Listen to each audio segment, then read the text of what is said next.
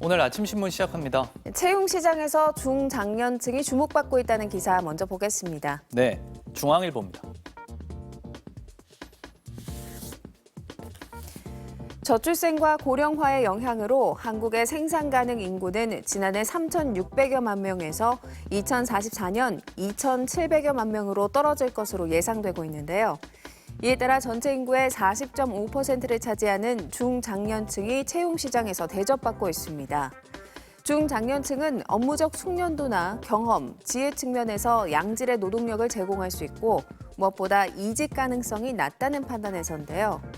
이에 따라 생활환경위생기업인 세스코에서는 지난 4월 채용 대상 연령을 40세에서 59세로 제한해 채용 설명회를 열었고요. SK에코플랜트와 KT는 50대 이상 직원이 각각 27%와 60%를 차지하고 있습니다. 중소기업 가운데 76.5%는 중장년층을 채용할 의사가 있다고 밝혔는데요. 전문가들은 이런 추세를 확산하기 위해서는 중장년층 채용이 왜 이득인지 민간 기업에게 논리적으로 설득하는 과정이 필요하다고 조언했습니다. 다음은 조선일보입니다. 작년 국내 5대 은행의 평균 연봉이 1억 1천만 원을 넘어선 것으로 나타났습니다.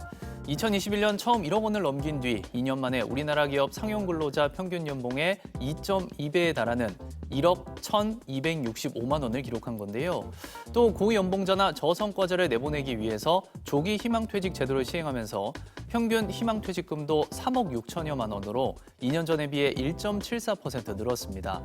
고금리가 길어지면서 은행들이 이자 장사로 연봉과 퇴직금 잔치를 벌인다는 비판이 나오고 있는데요. 이에 반해 사회 공헌 비율은 크게 늘지 않아 은행권 단기 순이익 대비 공헌 비율은 7에서 7.1%로 큰 차이는 없었다고 신문은 전했습니다. 이어서 동아일보입니다. 최근 출소한 성범죄자들의 재범률이 증가하면서 성범죄자 거주지 일대 주민들의 반발이 커지고 있습니다. 지난달 이른바 수원 발바리로 알려진 연쇄 성폭행범 박병화가 경기도 수원시의 한 오피스텔에 입주하자 이웃 여성들이 이사 움직임을 보이고 있다고 하는데요.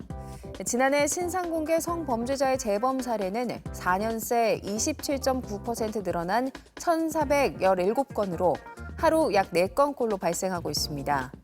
특히 성착취물이나 딥페이크 등 디지털 성범죄로 재범한 사례가 5년 전에 비해서 68.5% 급증한 것으로 나타났는데요. 이에 따라 성범죄자의 거주지를 제한하는 한국형 재식화법 도입의 필요성이 커지고 있다고 신문은 전했습니다. 다음은 한겨레입니다. 4년 전 코로나19 대유행 당시 집합금지나 동선 공개 등 개인의 삶에 대한 국가의 개입이 컸는데요. 시민들이 정부의 방역 정책이 기본권을 침해했다며 헌법 소원을 냈지만 헌재는 대부분이 국가의 손을 들어준 것으로 나타났습니다. 헌법재판소 결정문 26건 중 인용된 청구는 단 3건으로 6건은 기각됐고 17건은 절차 미비 등의 이유로 각하됐는데요. 특히 집합금지 명령에 따른 영업 손실에 대해 자영업자들은 재산권과 평등권이 침해됐다고 주장했지만 헌재는 사회 구성원 모두가 코로나 확산 방지를 위한 조치의 부담을 나눠질 필요가 있다며 기각했습니다. 반면 2020년 제10회 변호사 시험 당시 코로나19 확진자의 응시를 금지한다는 공고에 대해선 국가가 무성의했다고 판단했고요. 긴급재난지원금을 받지 못한 난민 인정자도 평등권을 침해당했다고 판정했다고 신문은 전했습니다. 끝으로 지역신문 기사 살펴보겠습니다. 경상일보입니다. 울산 태화강 국가정원 앞 먹거리 단지가 관광지로 급부상하면서 젠트리피케이션에 따른 상권 쇠퇴 우려가 커지고 있는데요. 10년새 임대료가 2배까지 치솟으면서 가게를 이전하거나 장사를 접는 일이 늘어나고 있습니다. 이미 먹거리 단지 음식점 10곳 중 서너 곳은 프랜차이즈 점포가 차지하고 있고 젊은 사장들은 뒷골목의 소규모 상가로 밀려나고 있는 건데요. 지역 상권 활성화를 위해서는 특색 있는 먹거리 단지 조성 지원에 힘써야 한다고 신문은 지적했습니다. 지금까지 오늘 아침 신문이었습니다.